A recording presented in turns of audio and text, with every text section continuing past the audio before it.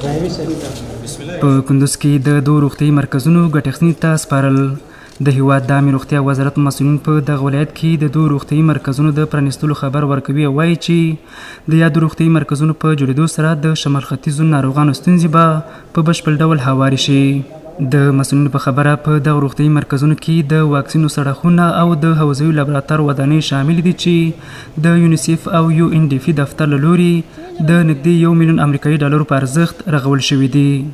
د کندوز، تخار، بغلان او بدخشان ولایتونو لپاره د ناروغیو د تشخیص په برخه کې د هیواد د روغتیايي سکتور د ظرفیت لوړول او د ناروغیو د تشخیص په برخه کې په بهرنیو هیوادونو د هیواد د وګړو تکیه راکمول دي.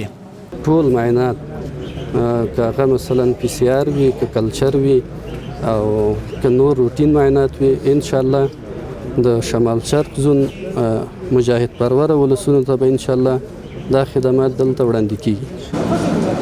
په ورته مهال د کندوز اوسیدونکي د یادو روغتیايي مرکزونو په جوړېدو خوښي څرګندوي او د عامې روغتیا وزارت د رهبرۍ له دې بېساري اقدام څخه قدردانی کوي.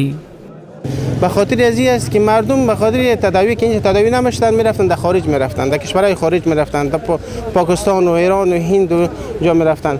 با مصرف 2 لک 3 لک یا 5 لک افغانی اینا تداوی میکردن. چون بسیاری از معاینات‌های لابراتواری بود که در کندوز نمیشد، حتی در زون شمال نمیشد، بعضی‌هاش در مرکز نمیشد.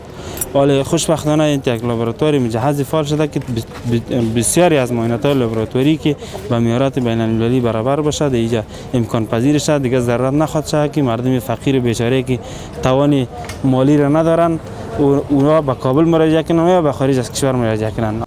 د روغتیايي مرکزونه په داسې حال کې ګټې اخیستنې ته وسپارل شول چې له دې وړاندې د شمال ختیځو ولایتونو اوسیدونکي د معایناتو د تشخیص په موخه مرکز کابل او بهرنیو هیوادونو ته سفر کول.